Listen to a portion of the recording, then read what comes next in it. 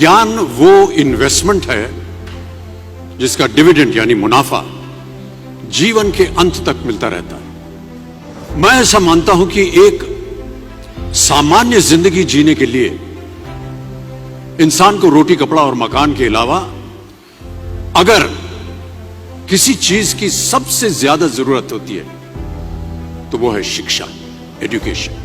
आपके पास यदि धन है तो आप उसे गोल्ड में कन्वर्ट कर सकते हैं। धन हो या सोना, दोनों के कम होने का या खो जाने का डर हो सकता है, पर यही धन को अगर हम नॉलेज में कन्वर्ट करते हैं तो वो कभी कम नहीं होगा और ना ही उसकी चोरी हो सकती है। देखिए, जीवन में मुझे बहुत सी बातों ने प्रभावित किया है। मेरे ये अनुभव सुनने में शायद साधारण लगे, पर इनमें छिपा सार असाधारण है, अनमोल है। यदि मैं आपसे पूछूं कि सबसे शक्तिशाली व्यक्ति कौन है, सबसे शक्तिशाली व्यक्ति कौन है, तो कोई कहेगा कि जिसके पास पावर है, वेपन्स हैं, शस्त्र है, धन है, किसी देश का राजा या किसी सल्तनत का वारिस है।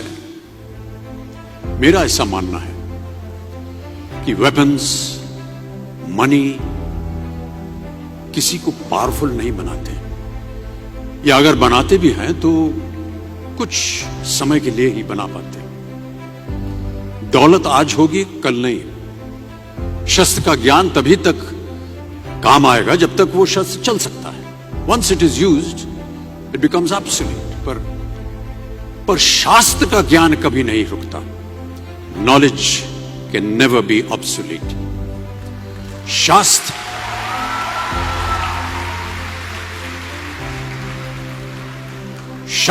ज्ञान शस्त्र ज्ञान से ज्यादा असरदार, प्रभावशाली और शक्तिशाली होता है।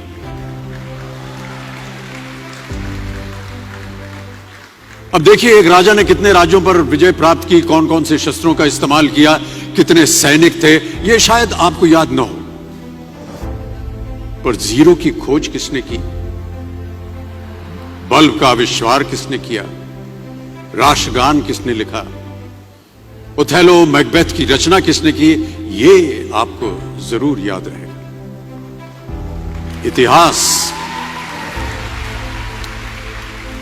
इतिहास गवाह है कि एक राजा अपनी शक्ति के बल पर केवल वहीं तक पूजा जाता है जहां तक उसका साम्राज्य फैला होता है। वो केवल अपनी प्रजा का प्रिय होता है। पर अपने ज्ञान की कीर्ति फैलाने वाले Albert Einstein, William Shakespeare, Rabindranath Tagore सिर्फ अपनी जन्मभूमि में ही नहीं बल्कि पूरे विश्व में पूजे जाते हैं। संपूर्ण मानव जाति के लिए वो प्रेरणा स्रोत बनते हैं।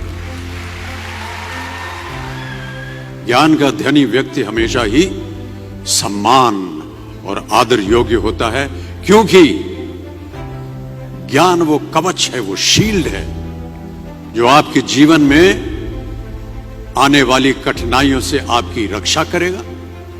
फिर किसी भी शस्त्र की आपको आवश्यकता नहीं होगी।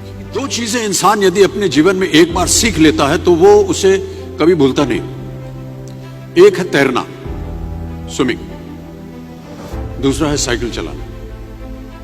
सालों बाद भी अगर आप इन क्रियाओं को करेंगे तो कभी भी इस बात की चिंता नहीं होगी कि आपको स्विमिंग करना या साइकिल चलाना याद है कि नहीं।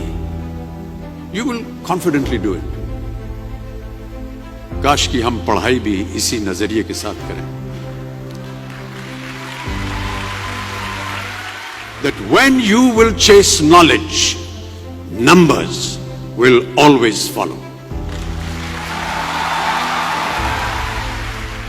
देखिए, महाभारत में जब गुरु द्रोणाचार्य ने एकलव्य को अपना शिष्य मानने से और अपने गुरुकुल में लाने से इनकार कर दिया था, तो एकलव्य ने क्या किया? अपने गुरु की प्रतिमा, एक मूर्ति बनाई और केवल उस मूर्ति से प्रेरणा लेकर ही धनुर्विद्या सीखने में वही सफलता प्राप्त की जो बाकी योद्धाओं को द्रोणाचार्य के गुरुकुल में रहकर हुई। उस प्रतिमा के रूप में एकलव्य को हमेशा अपने गुरु के पास रहने का एहसास था। और जब गुरु साथ में हो तो सफलता हासिल करने से आपको कोई भी नहीं रोक सकता है।